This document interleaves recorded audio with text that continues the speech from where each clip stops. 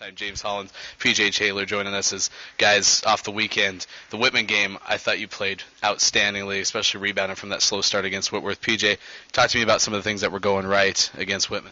Well, in the previous game, we had a bad shooting night, and Coach against Whitman challenged us a lot to come out and knock shots down. But throughout the game, it was tough. You know, we had to really key on Brandon Shaw, number 3, and 34, Peter Clark. Yeah. So we're practicing all week. You know, going against our teammates, and they were doing impressions and doing moves as if they were Brandon Shaw and Peter Clark, and it was a tough win, but we came out on top. Yeah, you guys played really well and bounced back from that slow start, like I mentioned, with Whitworth. James, talk to me a little bit about game plans, adjustments that you had to make heading into that next game on Saturday. Well, we just had to forget about the past, and it was a new day, new game, and there's nothing we can do about the Whitworth situation, and so we just moved on and started a clean slate with Whitman. So it was a complete yin and yang weekend too in terms of shooting, because we talked about the slow start with Whitworth. Denari won't let me say statistically what we shot in the first half, so I won't bring that up again. But then the next night you have someone like Kelly who comes out and hits 12 of 15. The guy could not miss. Why was he able to hit so many shots? Well, I know Whitman did a great scouting report on Kelly and seeing that he likes to attack the rack a lot. So, you know, they challenged him to shoot the ball, and we want Kelly to shoot the ball because he's a great shooter. So, he caught on fire, he knocked a couple down, and he had a great night. Well, so, James, like, those kind of nights where you can't miss, you miss 3 shots the whole night and you're hitting them from range. When's the last time you had a night like that? What was it like? Do you remember? I don't recall a night when I only missed 3 shots, but see, those nights are tough to come by. You know? They're really tough. But when you're feeling it, you're feeling it.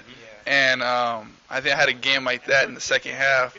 It was against Johnson and Wales, and I think I scored 18 points in like 5.5 minutes or something like that. And it was like my teammates are just finding you. It's just like they just keep giving to you. It's just like heat check after heat check after heat check, and it keeps going in, And like once you get in that zone, it's just hard to stop. And it's like you just have this rhythm that no one can stop. I was watching because this is my first weekend to actually do a broadcast of you guys. I'd seen you play a couple of times before, but on both nights, PJ, you hit a 3 from half court. I mean, it was ridiculous because you were so far behind. You know you can go all the way up to the line and hit a 3. It counts the same. Talk about that, because you were shooting the ball. You're not afraid to pull the trigger. No, just coaches and my teammates just giving me the confidence and support to shoot the ball, and I just shot the ball. Sometimes the rim gets bigger to me and a little bit wider, so it looked like a bigger basket, so I just shoot it.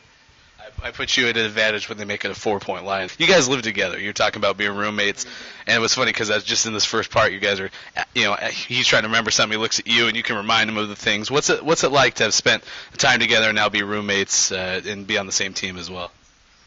Well, it's, being that we're the co-captains of the team is just making us even more close and a brotherhood, and we're spreading that throughout the team. So, and we get to talk a lot about things and how we feel, and if we need to address it to the team or to each other, we do that. So, what's a day in the household like for you?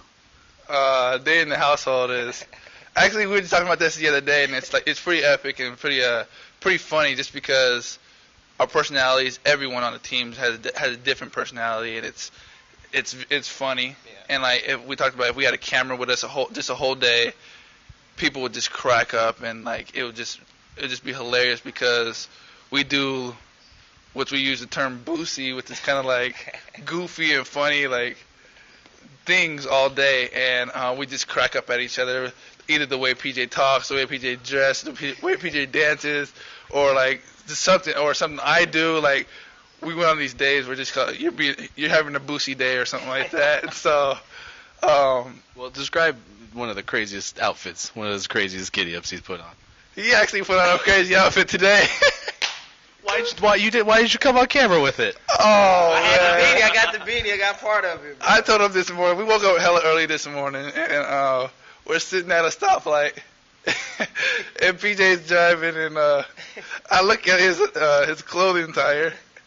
And he just has a nice jacket, a red beanie, and some baggy sweats, some shoes that don't match. And he was just everywhere. I'm like, yeah, you ain't got no swag today. And he goes, bro, I don't care. I'm too tired. I don't care. I was gonna say that's the early AM attire, right? Yeah. It's finals week, so right now I'm just focused on doing well in school and finishing strong. So whatever I wear, whatever I put on, that doesn't matter.